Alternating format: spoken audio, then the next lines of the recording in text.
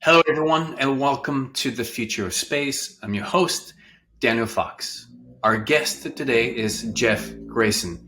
Jeff is Chief Technologist and co founder of Electric Sky and chairman of the Tau Zero Foundation.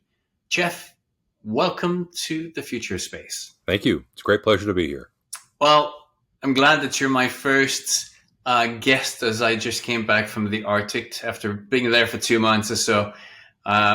I've been away for that long, and now I get to welcome my comeback with you. So I'm super stoked. Well, I hope you had an exciting time. You lead a more exciting life on the Earth than I do. So I hope you enjoyed it. Got to see some polar bears and some whales, but now that I'm back and getting back to the future space, so super excited. Jeff, before we continue with the work that you're working on right now, could you share with us 3 words that capture the essence of space for you? It's hard to pick just 3, but if I had to pick just 3, I would say the everlasting frontier. Wonderful. It's the only frontier we know of that once we get there, we're not going to run out of it. Yes, quite indeed. I mean, it is endless. Of once we make that step, then it's just going to be that first step is going to be really hard. But once we have it, then it's going to be sky. Well, the universe is the limit, but right. Yes. Now, there's a science story of going to space. It's a technology story of going to space. You've been involved in a lot of technology, but from your perspective, what is the human story of going to space? Well, in some ways, I view space as getting back to the normal human story. I mean, the human story for the last 100,000 years, at least, has been we discover new environments that we are not adapted to by evolution, and we invent new technologies and new social structures that allow us to thrive in that environment. And then we move on to the next environment. People today, I think, have lost the perspective a little bit of how much that has been the human story, because we've had these technologies now like fire and clothing and pottery and seagoing canoes and things like that for so many thousands of years. People almost regard them as part of the environment. They don't think of them as the human inventions that they are. But those were all invented because we were living in new places that we couldn't live in without the invention of those technologies. It's only been on the order of a century or so since the closing of the last frontiers on Earth, where you could just go to a piece of land that nobody owned yet and make your living there. And the generations that are growing up now, regard this closed, only one Earth. We can't get anything new. You can't go anywhere new as normal. But it's historically extremely abnormal. And so the human story to me of going to space is recreating the environment in which human beings can do what has made us such a successful species. Go to new environments and develop the technologies and the new ways of putting human organizations and human social structures together that allow us to thrive there. And it's more difficult now, in absolute terms, of course, but as I've said before, you've probably heard me say, compared to the level of technology we have today, going to live on the moon or going to live on Mars is probably less daunting than getting to Australia and learning to live in Australia was to the human pioneers 60 or 70,000 years ago who did that, with a level of technology so low that, all they had was rocks and maybe twine. So that was a very challenging environment for them. We now face challenges that are just as challenging to us today. And that's what excites me about it so much, is that it is challenging. If it were easy, what would be the thrill of tackling the problem? It is. I mean, it's such a new era because you were just talking about going to Australia, back in those days, the human cost of exploration back in those days, because we didn't have the capacity. I mean, our only way to collect knowledge was for us to go to places. So there was a human cost of exploration, because if we needed to know something, then we had to physically go over there, and then there was the challenges, and we had to. I mean, how many people died and just by trying to cross Antarctica or Greenland or these things. Now we have a helicopter and rovers on Mars. We have satellites that are collecting data. So when we do go to places, we're not going blind and not knowing what's happening. The first time that we will set foot on Mars, it will be, we know what's going on, we know what's happening. Great, there are challenges, but there's not this, we have to figure it out. In the process, there's going to be a lot of costs for humans. So it's an absolute new era. And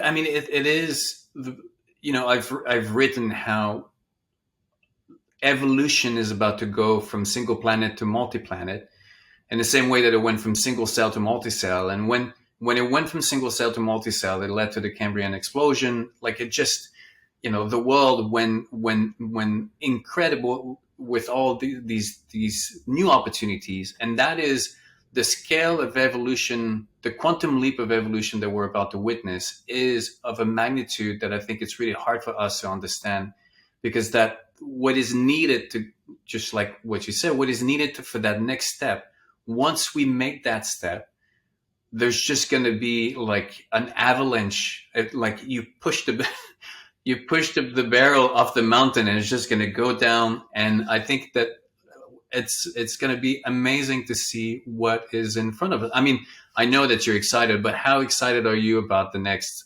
100, 200 years? I don't know. I'm excited and terrified in equal measure, because the magnitude of the opportunity is so great. And, yet right now we only have the one Earth. We only have the one planetary civilization. There's a lot riding on us rising to that challenge in time. Before accident or error or natural or artificial catastrophe might overtake us.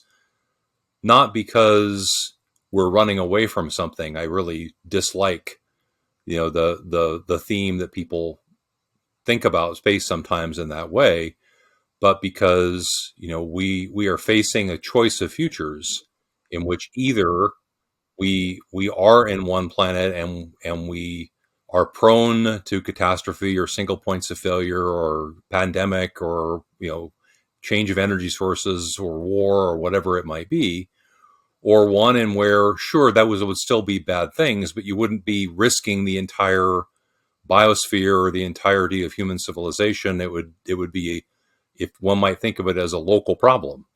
And if there were to be a civilizational collapse, and a loss of technology, the other outposts of human civilization would retain that technology, and it would be a passing problem.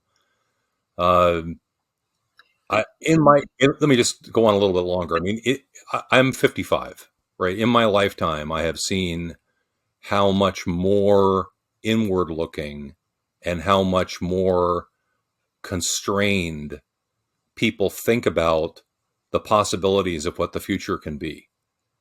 That's not a good thing. That's not healthy, right? You want every generation coming up to think, they have unlimited possibilities in front of them, that they can try new things, that they can dare to dream, and maybe those dreams can be made reality. And it's so frustrating to me to watch a generation growing up that way, thinking only about managing the decline, when we are on the threshold of opening up possibilities that there is no end to. And in evolutionary terms, right, then people think about this as a issue of machines, but it's not. Humans are part of a biosphere. We can't go to live on other planets without bringing the Earth along with us, and crops and bacteria and, probably some animals. The whole biosphere has to come along with the package. So we are Earth's vector for spreading the biosphere out into the rest of the universe. We better not fail to that challenge. It's I've written a little bit about how, and not and you and I we've talked about, and I don't want to give life a personality per se, but from the perspective of life, it's been growing in complexity for billions of years, ultimately, so that it can continue to grow and to reach new places. Otherwise, it would be quite a waste of time and energy and effort if it would be to be limited on the tiny planet into this vast universe. So, from a pure perspective of expansion, we're about to give it the biggest boost so that it can go and continue reaching to new places. So totally agree with you that the human is that vector. And I think that what has made the human species successful is that we've taken the nature in its raw form and we've gone the extra mile. So the clothes that you have and I have, we were not born with them. We created those. The roof over our heads, we didn't have a roof over our heads and then we were born into one specific locations, and then we move so that we can assure our survival. So if there's a drought there or all these limitations that were given to us by nature, we take it and we figure out a way forward. And again, it's understandable from the public perspective that the scale of that next leap is massive, but it's nothing different than what we've been doing, crossing an ocean, going over the mountain. And one of the things that I find that I think that we forget is the challenges are not just separated from our capacity to manage them also. When we're young and we're baby, going over the hill is, it's as much as we can do. And then if you do fall from the hill, well, you just kind of roll down and then there's not a big issue. As you get older, you start to climb up higher and higher, more difficult, but also your capacity to manage these challenges also increases. And obviously, if you do fall off the mountain when you're going in Everest, then you die. But your skills have increased, parallel to them. So when we say, yes, we have a lot of challenges, we have a lot of technologies that can go, both ways. But at the same time, there's a tremendous amount of work that is done into making sure that we move, mindfully look at all the efforts into space, trying to go into space with, respecting the environment. We have other companies like Privateer that already are mindful about the amount of junk or garbage in the ocean, in space. So there are challenges, a lot of them, but we have a desire to make the right choices. Would you agree with that?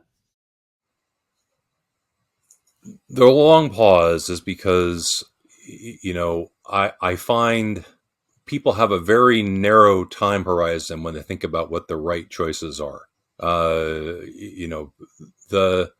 Like we look back now on some of the industrial era of a century ago and think, oh my gosh, they were so dirty. They left such a mess. Okay, but the luxury and the technology and the standard of living that we have today that enables us to have so much surplus wealth that we can clean up that mess came from that mess. So it's very easy for people to look at other historical eras and think themselves morally superior because they're living under different constraints today, so they would make different choices today. But the thing I get from the study of history is how human nature has not changed.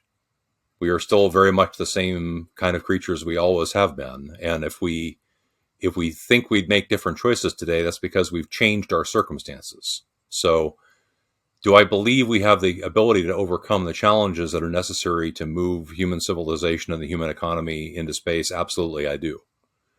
I just don't have the hubris to say that I know what the right choices are and that we will or won't make them. What I think will happen is we'll make a lot of choices. We'll make a lot of mistakes. A lot of people will die in the process. Guess what? This too is part of the human story. And how many of those people will die if they don't go to space? 100%. We all die from something. So it's a question of, we will never know how many Polynesian sailing vessels exploring out when they didn't even know if there was an island out there didn't make it home. We'll never know how many people tried to paddle across oceans they could barely see across to make it to the Australasian landmass and didn't make it. A lot, probably. One of the things I see about people thinking about what the human future will be in space is it's a blank canvas that they project their own biases and prejudices on. They think the future society and they write science fiction about the future society, and it looks just like the society that they live in with a few changes. The variety of human history is very, very large. The way that Polynesian societies or Arctic Thule or Eskimo societies, and Western post-literate societies have organized themselves are all very, very different. The thing that excites me about space is it's so vast and the distances between are so large, and there's the isolation of vacuum between any two settlements that we can regain the diversity of human experience and the diversity of human social systems. People can again try new things, new forms of social organization, new technologies, whatever that may be. And if history is any guide, the overwhelming majority of those experiments will fail. Look at the American West in the 1800s. Look at how many people went off to form utopian communes to express their idea of what a human society should be like. When you try to design human societies, you mostly don't work because human societies evolve slowly. But sometimes you try things and you get a radical new idea like self-government that propagates and spreads because it turns out to be a useful idea. If we don't have the freedom to try bad ideas, we don't have the freedom to try good ideas either, because we don't know up front which ideas are good ideas and bad ideas. So I'm not daunted by the prospect of failure. In some ways, if we don't set up the conditions where failure is allowed, success is also not allowed. And it's a big moon. The moon, our nearest target, has a landmass the size of Africa. And travel between places on the moon on the surface is no easier than it was for traveling in pre-industrial societies between places in Africa. And Africa is the most genetically and socially diverse place on the planet because it's the birthplace of the human species. So we have no idea what will evolve up there. And I try to not get into the trap of designing it or projecting what I think it's going to be like, because if it were just the way I wanted it, that would still be not the right answer. The right answer is that it be the way everybody wants it, and they can all try their things, and the 99% of ideas that are turned out to be stupid ideas will be revealed to be stupid ideas. The challenge in evolution or even learning is there's no difference at the beginning between a mistake and innovation. The path to an innovation and mistake is exactly the same one. The only difference is the hindsight. One worked and then the other one didn't work. And then to make it even more complicated, there's no formula that says you need to fail 3 times to get it right, or you need to fail. Often you're going to have 2 teams that do exactly the same thing to the letter. And then one is going to work and then the other one is not going to work. And then, and the successful ones say, well, this is what we did. And that is the mistake in judging the past. No one in the past did things specifically to make mistakes or to do bad things. Even when it comes to, to the earth, our parents or even the forebears, no one woke up in the morning saying, oh, we're going to do the worst thing possible for the future, for the planet. Even when plastic came out, it was held as the solution for a lot of things. And if we're to judge the past, then we have to accept that we will be judged by the future in that same simpleness of where we are today.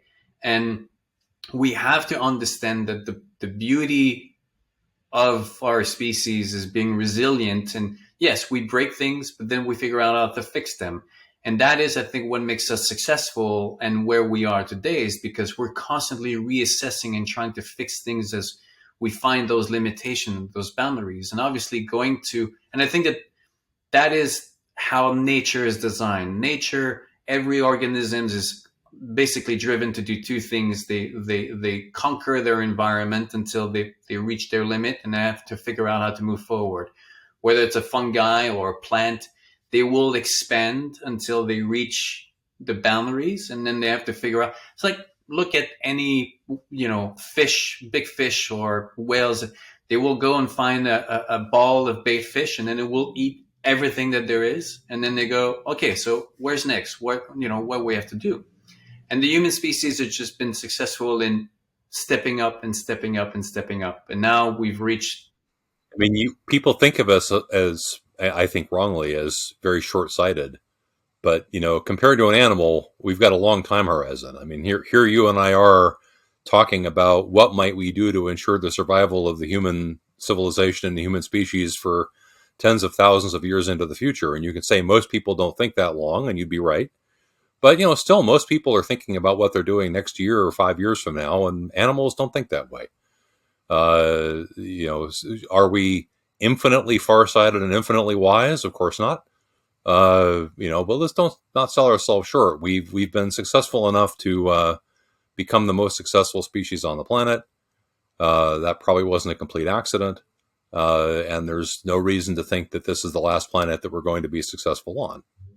I mean, life is, it's this constant juggling between tension and, and flexibility. You don't want too much tension because otherwise you break, but then you don't want too much, flexibility because now you can't move forward. It's like having a tree. You want to be able to swing in the, in the wind a little bit, but then you need to have enough tension so that you can go up. There's one thing that. Well, I think of it in terms very much like species of diversity.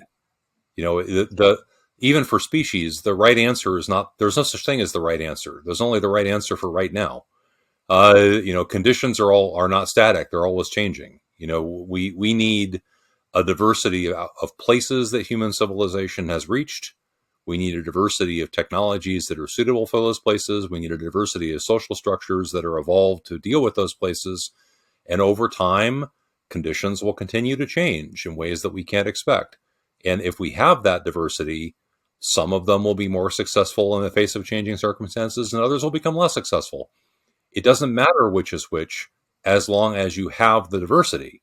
If you have one culture, one species, one genetic code, one way of organizing social structures, you lack resiliency. You're very brittle, and no matter how successful you may be for the conditions of today, you might not be successful for the conditions of tomorrow.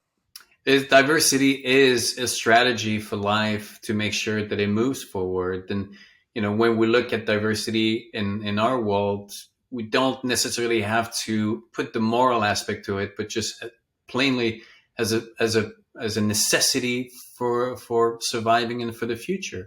It's a dynamic ecosystem that assures that there's this continual mix of innovation. And I have this theory that why life really exists on Earth is not necessarily because or only you have the ingredients for life, is because these ingredients are constantly being churned and mixed and turned.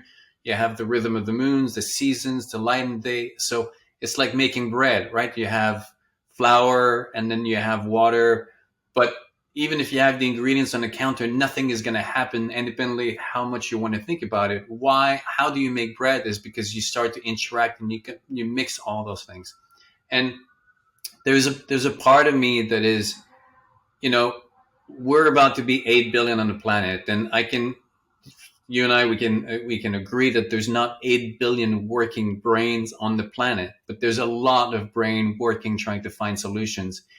And just the thought that there's a future where we might have 14 billion, 16 billion brains, the capacity to figure out new problems, solve new problems. It's like we're getting the scale of computing and capacity to solve issues is just going to be more exciting, right? I mean, the if you contemplate expansion into free space habitats, so you're not just limited to planetary surfaces, and you look at the energy and material resources of the solar system, my back of the envelope calculation is that the carrying capacity of the solar system is about 1 trillion people. You know, so let's see, we get one scientist of the caliber of Einstein every 30 or 50 years now. So we might get some scientists on the caliber of Einstein, every month. There are advantages to scale, and as a quick side note, I mean, one of the great underreported stories of the last about 50 years is that what we used to think of as absolute poverty is very nearly been eliminated from the planet, barring circumstances like civil war. Um, how did that happen? And how that happened is large chunks of the globe that were not previously participants in the global economy, they were just participating in their own local economy, have become integrated into the global economy through the global access to trade. So we probably have effectively tripled or quadrupled the number of brains that are contributing to what we do on planet Earth in just the last 50 years, not because of just a growth in the human population, but the growth of the fraction of that population that's really participating in the world economy. So there's a fairly visible sign. You look at how dramatically our living standards have raised in the last 50 years. It's again something that, I'm older. I can get some sense of that from my own lifetime. But the technologies we have today were just unthinkable 50 years ago. And we don't only use those technologies for quote unquote frivolous purposes. We introduce things like pollution control devices. When I was a kid, we used to go down to Disneyland. I'd walk in the front gate at Disneyland. You couldn't see Cinderella's castle through the smog. That's only about 50 years. So, I'm very bullish about what we can achieve, but I'm not Pollyannish about it. The future is not given to us on a plate. If we want to live in the future where we can continue to grow, continue to expand, continue to develop, and to get the new niches into which this diversification can take place, we better go work for it. Yeah, I think we have to make sure that people understand this optimism that we have is not naive. It's not being naive and dismissing the challenges that we have. It's more acknowledging, if we look at the history and past, yes, history or the path of an entrepreneur, of an artist, if from a holistic, macro perspective, it tends to, it looks like going up, but the closer that you get, it's just this jagged reality where, creation, destruction, but ultimately the curve is going up. And when I was traveling in the Arctic in the last 2 months, we were visiting some of the ruins from the Norse society 700 years ago, who disappeared. And moving forward in our future, there will be group of societies that are disappearing. But I was standing in the remaining of a church. It was built in stone, realizing that all the other buildings have disappeared except for the church. We're the only species who build standing buildings just to show our faith and believe in something, not to survive, but just to express what we believe in. But just trying to imagine these people 700 years ago, they would have no understanding of the simple technology that we have today. Whether it's the phone or the walkie-talkie or just this cruise ship that was outside their settlements, and we have to make the same mental exercise of the future in 700 years from now is so far away from our realm of understanding that it's useless to try to figure out how it will be. The only thing that we can visualize is our capacity to adapt it, to make the most of the best of it, because this is what we do. This is what we did 700 years ago. This is what we do today. And this is what we will do in 700 years from now. Do you agree? I do. It's impossible. You project the rate of technological improvement forward even another 300 years. You're basically off the edge of the map. All you can do is, right there, here be dragons, and throw up your hands, because we have no idea. I think that's partly why people, are, in some sense, a lot of people are more comfortable with the doom and gloom idea that they're going to live in some kind of collapsed or post-apocalyptic society, because they can get their head around that. They can visualize what that would be like. You look at the other end of the spectrum. The closest I can come is to quote from the old prefix to the Whole Earth catalog: "We are as gods and might as well get good at it." Our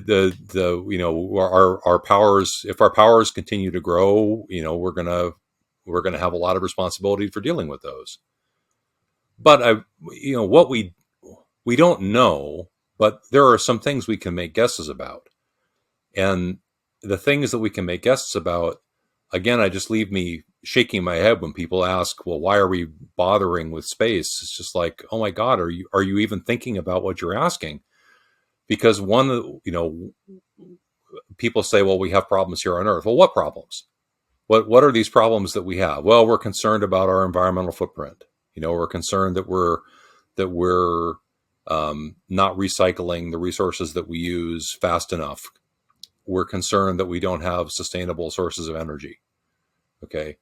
What are the number 1 and 2 challenges that you face looking at any settlement of human beings off the Earth? Okay. Number 1, you need a source of local energy, because we don't have fossil fuels anywhere else, or an atmosphere to burn them with. So you have to get your energy from natural sources, and you have to learn how to collect them and process them efficiently. What's the number 2 thing you got to have? You got to bring an ecosystem with you. You don't have local fields to hunt and fish. You have to have your own closed loop life support system. You have to learn to close it as quickly as you can, as well as you can, as efficiently as you can, in an economically practical way. On the Earth, those are luxuries. In space, those are necessities. It is much easier to get people to focus on solving the problems they have to solve than just the problems that would be nice if they solved. We cannot successfully go to space without solving the same problems that people worry about that we're not solving on the Earth. So why would you ever think to yourself, oh, maybe we shouldn't put so much emphasis on going to space? Not that we're putting any degree of emphasis on it. I mean, the expenditures that we put into going into space are negligible compared to other things that we spend money on. We probably spend more money printing forms at the Pentagon than we spend on NASA. Whatever that money is, and I'm not saying that money is all well spent. Certainly you can find, waste and abuse and things that you wish were done more wisely. Welcome to the world of human endeavor. But to question the usefulness of the enterprise just leaves me slack-jawed, because the central problems that we're solving, again, are the same problems that people worry about here. The problem is learning how to live with less and less consumption of resources, and how to access the energy harvest it from available natural means. I can't imagine what better endeavor we could be tackling than to go off and solve these problems. And that angle is often what I go back to. Also, the incentives to do the right thing on Earth often are not there because of the abundance of resources. It's easier to do the wrong thing than to do the good thing. But in space, the incentives are flipped. It's really you cannot afford to be wasteful. That atom that transform process atom of carbon that you have with you, you have to figure out how to reuse it over and over and over again. The idea of opening the door and just sending away your trash, that would be the most ridiculous thing to do, because you cannot just, oh, let's swim by a different planet and just, resupply. You have to be self-sustainable. And it reminds me of back in the 1900s when you had Tesla, the Wright brothers, and Edison, and all trying to do things that were so kind of not appropriate for their time, for the issues of those times, right? There were some diseases that were happening. There were some social challenges, and they faced the same kind of backlash of people saying, why wasting time trying to take, the sky? Why spend energy? Why are you trying to power the world when we have these realities to deal with? Yeah. What use is an electric light when people are starving? Answer: it's going to Exactly. power a refrigerator and people won't be starving anymore. But we can't know that until after we get there. Absolutely. But the world that they created took care of those problems from an indirect way. And that's the thing that, for me, I find it's mind-boggling that there's not a general understanding that solutions are not just this one way, really single. It's a multitude of different approaches. Again, we're talking about being resilient. It's trying to figure out how we can come up at it from different angles. And obviously the technology is going to be, spreading its way. But it's having, this is one of the challenges I've always had with the environmental world and the nature world, is how they think of the world in a static perspective. They see it in a really linear and 1 + 1 = 2. In nature, like, it's a point in the past that you can go back and say, oh, everything was in perfect harmony back then. The world is constantly at the dynamic, all these little pieces always working, and whatever is great today might not be great tomorrow. And we have to figure out how to juggle a way forward. And space, the reality that space is going to bring to the planet is really not at the expense. It's like saying that when your children leave your house, leave the family house, it's at the expense of the parents. It's not at the expense of the parents. The reasons why family wealth get bigger and bigger is because all the children keep leaving the nest and developing their own lives and creating their own families, and then elevates the family wealth and the stability. That is the reality of what's going to happen when we go to space. It's just going to keep making our stability, stronger. That's Well, and even in less lofty terms, right? If you have outposts of human civilization that are somewhere other than the Earth, right? Their first challenge, as has been true for human settlements throughout prehistory, is they got to get to subsistence farming or the equivalent thereof. You have to get to the point where they can stay alive. But once they get to that point and they start generating economic surplus, which they have to do in order to be able to grow and so they can have kids and build habitats for those kids and all that stuff, we now can trade. And trade always benefits both parties. Otherwise, you don't do it. It's a mutual voluntary exchange. So the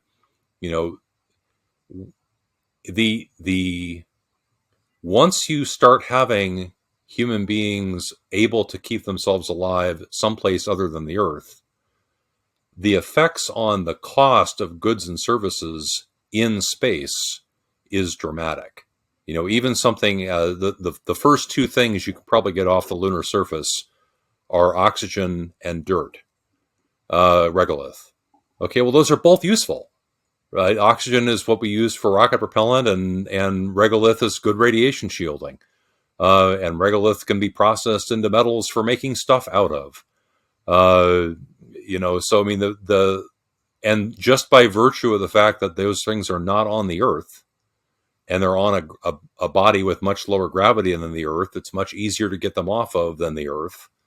Just that first outpost probably makes an order of magnitude change in how easy it would be to do anything else that you want to do in space. And then you start thinking about, okay, now there are human beings on Mars. Well, it's probably a lot easier to put greenhouses up on Mars than it is, because there's just enough atmosphere to be helpful. Maybe they become the food export surplus for people who are living in the space environment, and they trade all with each other. So it's you can think about it both in analogistic terms, kind of it's like being evolution, but you can also think about it in economic terms or technological terms. But the key again is it's the first step that's hard. And the reason why the first step is hard is the first human settlement that's anywhere other than the Earth, wherever it might be, has to tackle all the problems simultaneously. And once the first one is up, as I mentioned, that makes the second one at least 10 times easier. But the first one's hard. So the first one probably will not be done purely on a for-profit basis, because it isn't going to make a profit. It's going to take either philanthropic or public investment or both. Everyone exists today because someone somewhere in the past left their nest and went and explored. And then there's an entire generation and future in the future and that is coming that will exist because of that next expansion. And there's a place in the back of my mind. I cannot rob that future to those generations. In the same way that I'm grateful for all the people before me who decided to either, get on a boat or go over the mountain or decide to risk, everything for the promise of a future. Now, Jeff, we could go on for being philosophical for a long time, but I I want to think also 2 hours easy, but But do you want to share with us a little bit of what you're working on with Electric Sky and the Tau Zero Foundation? yeah. As you might expect, since I care about this stuff so much, this is what gets me up in the morning, is what can I do to shorten the schedule to us getting off this planet. So my day job, Electric Sky, explaining that takes a short side trip into the economics of space transportation. With chemical rockets, the investment in the plant and equipment that it takes to be in the chemical rocket launch business is fairly large. It's a multi-billion-dollar investment. So the reason why space is expensive right now is we don't fly to space very often. So that large investment is divided by not very many flights, which is what makes it expensive. It's not because of something intrinsic like the amount of propellant you burn or something like that, or the amount of energy that it takes. A company like SpaceX or United Launch Alliance takes about $1 billion a year to keep the doors open. If you launch 50 times, those launches better cost more than $20 million each, otherwise you're losing money. And that's before you add in the fact that you actually are expending some stuff and it does cost something. So there's been a pretty substantial reduction in the price of launch over the last 5 or 10 years, largely because of SpaceX entering the market and the volume of traffic going up. And SpaceX is making, and other companies are making large bets right now that if they build larger, more reusable systems that can fly more often, that there'll be enough traffic to keep them flying more often, and the price will come down. And if that can all work if the traffic shows up. I asked myself the question of, what if the traffic doesn't show up? What if there's not 10 or 100 times the space launch traffic that's ready to fly?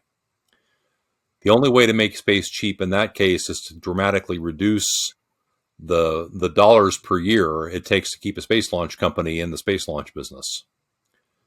So I was approached by my co-founder back in 2015 or 2016, saying, okay, is there some way to go to space that is also useful for high-speed point-to-point flight on the Earth? Because that's a much larger market. And if you could make your bread and butter money flying people around the Earth, and space launch was something you did on alternate Wednesdays, you wouldn't need a lot of space launch traffic to keep it cheap. And the only way I could find in principle to do that is if you did not have to carry the energy on board the vehicle anymore. Right? What makes it expensive to go fast is that you have a lot of energy that you're turning into kinetic energy of the vehicle. And if you carry it all with you, you need a very, very big vehicle to hold all that propellant. And that's what makes these things big and expensive to fly, is that you need big things, need big companies to build them.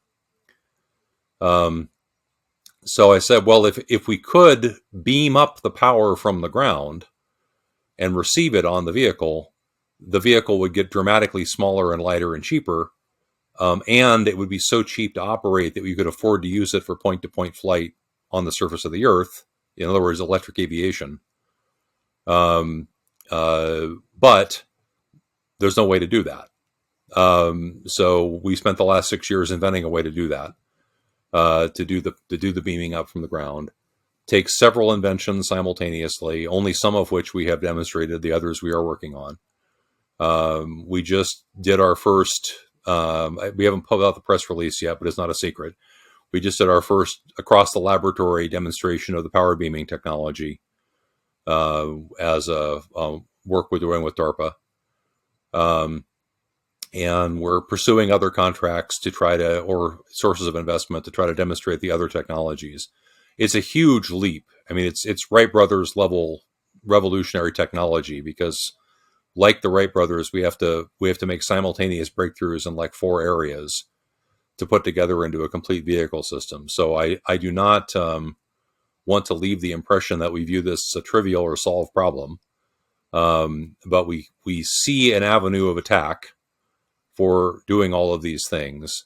And one of the neat things that would come out of it would be you could do high-speed flight cheaper than you can do low-speed subsonic flight with something like a 787. And you will be electric powered. So you could power the beam from the ground with whatever source of electric power you found convenient at that time. So if for example, we were to invest in the necessary nuclear plants that it takes to power our civilization, you could power it with nuclear. Don't try doing that, putting a nuclear power source on board the airplane. It will not work. Too heavy. Or the same thing with wind and solar and batteries and pumped hydro storage. There's a lot of sources of energy we have, but only fossil fuels are highly portable right now. So if we get to the point where we can transmit the electricity up from the ground, it makes all the other forms of energy equally portable. And then, of course, it would make a space launch vehicle that you could fit into a garage, because you wouldn't need all of the size to hold all that propellant and do all that smoke and fire. I like rockets too. They look fun. They're fun to be around. They're fun to work on, and they make an impressive picture. But I like dirigibles too, but they're a technology of a previous time, and I hope the day might come when we'll view chemical rockets as the space transportation technology of a previous time. So that's electric sky. Nice. Well, I mean, Leonardo da Vinci was like trying to figure out how to fly, and then it took, the Wright brothers many, many, many years later, and Tesla actually tried to figure out how to beam energy because he believed that you could do that. And there will be a future. Maybe it's going to be, I'm sure it's going to be through Electric Sky and your team, but I believe it's going to happen. So you got my big high five for that, Jeff. By the way, short fun story before we go on. People look at Tesla and power beaming. That name comes up all the time because, they like, well, Tesla tried to do that. And like, okay, the way Tesla was trying to do that, people don't always know this, was using the Earth and the ionosphere of the Earth as a waveguide to transmit the power. And Tesla didn't and couldn't know, because nobody measured it yet, that the conductivity of the ionosphere is not high enough to do that. So he didn't fail because he was stupid. He didn't fail because what he was trying to do was impossible. He failed because the conditions of the Earth were not known in enough detail to know whether that method could or couldn't work. So the fact that we know a lot more about what we're facing now, the fact that he couldn't make it doesn't necessarily mean that it can't be done. And it's the same thing for every innovation, whether the age of exploration, when they didn't, they were not successful in the circumnavigation of the Earth, it's not because it wasn't possible. It's because their capacity to solve the problems or to achieve it was just not possible. And in that reality, luck plays so much of a role in it. But Yes. wherever we are today, there's we go back to, there's a future where we will look back and we go, they were right next to the answer. Once you figure it out, then obviously it becomes obvious. And the metaphor that I often, I tell people in nature, when you try to swim out of, across the waves that are coming in, there are actually channels, and you could be in one channel trying to swim out as hard as you want, or trying to swim back as hard as you want, and you will never get anywhere. And the only thing that you need to do is just to move sideways a little bit, and then you will get a different channel that will take you into the direction that you want to. So our perspective of these challenges are not always exactly what we think they are. It's just that within the realities that we face and from the perspective that we see, we just don't see the full picture, not until we're on the other side, and then we'll look back, of course. But so, yeah.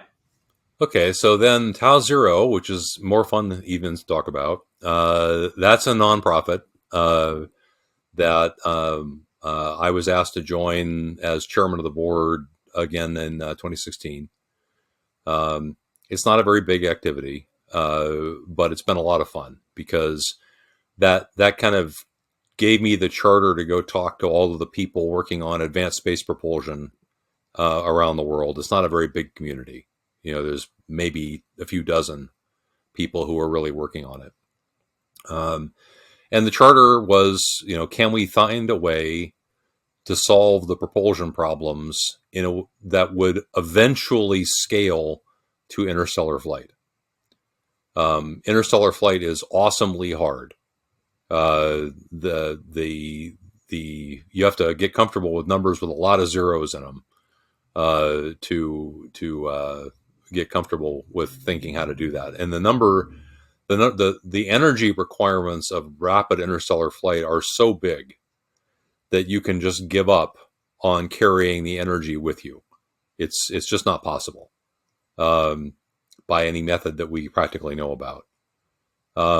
Which means, to bring it all back to the kind of stuff we spent the first half hour talking about, you have to find ways of either transmitting energy so that you can beam it from the home solar system to the moving ship, or you have to find ways of harvesting energy from the environment that you're traveling through.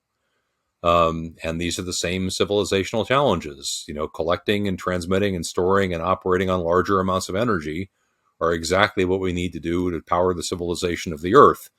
So the problem is interesting in its own right, as well as because of its aspirational goals.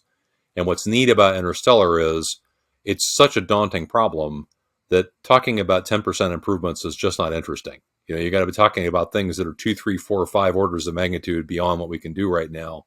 And that encourages you to think outside the box, because inside the box doesn't lead you where you want to go. If you'd asked me, 6 years ago, I would have said, all we're going to do is lay out the problem and study the problem, and that'll be our work.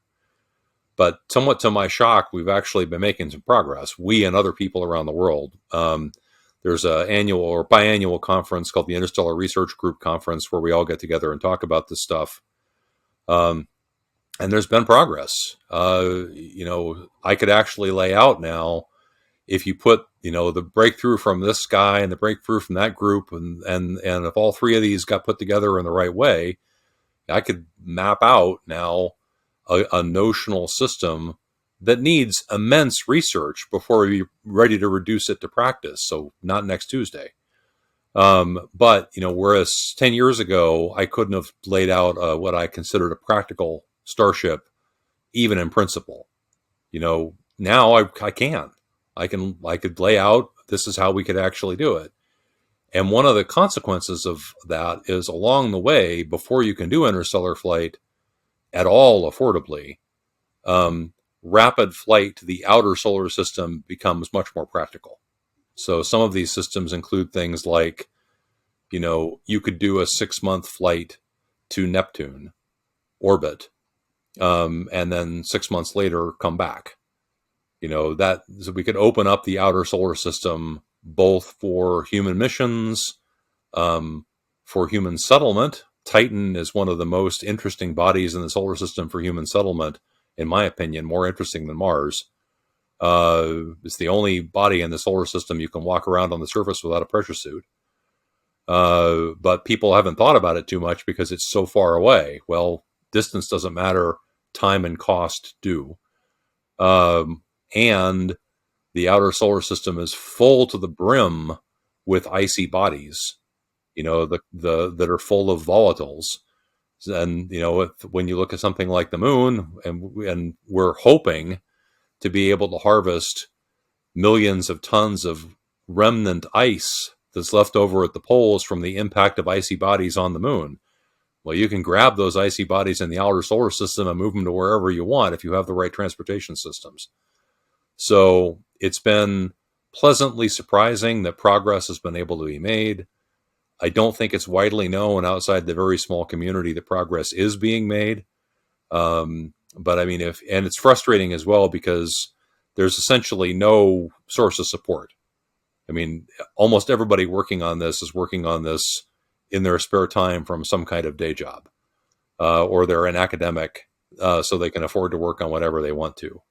There's not a lot in the way of contracts or sources of support or investment or things like that because it's too far out. It's a natural role for government investment because the implications for all of the other things we do in space of advancing our propulsion technology are so profound. And if wishes were horses, we'd all ride, but I'd love to see that source of support increased, because if we're making this much progress from a few dozen people working in their spare time, imagine what we could do if we actually had some funny. Jeff, the future is challenging, but it's also and above all exciting. Absolutely. Where can people learn more about Electric Sky and the Tau Zero Foundation? Unfortunately, there's very little more about Electric Sky to learn than what I have said. We're a private company and we haven't published a lot yet, because we have 4 miracles to produce and we've only so far reduced one of them to practice. But from when we are ready, we'll put out some press releases describing what we have done. On the advanced propulsion stuff, the easiest way to follow it is I give technical talks at the Interstellar Research Group Conference, IRG for short. And I also give a lot of other public talks over the years on space policy and that kind of thing. Most of them are on YouTube. So if you look up my name on YouTube, you'll be led to a variety of talks at varying levels of technical difficulty on either space policy, space philosophy, or space technology. Well, we'll make sure all the links are in the description, and also the link to your LinkedIn profile, that people can connect to you if they want to. Jeff, it's always a pleasure. I look forward for our next face-to-face, and this time it will be with a real glass of wine. So I'm looking forward. I'm looking for our next conversation. It's been a pleasure, and thank you for having me. Thank you, Jeff.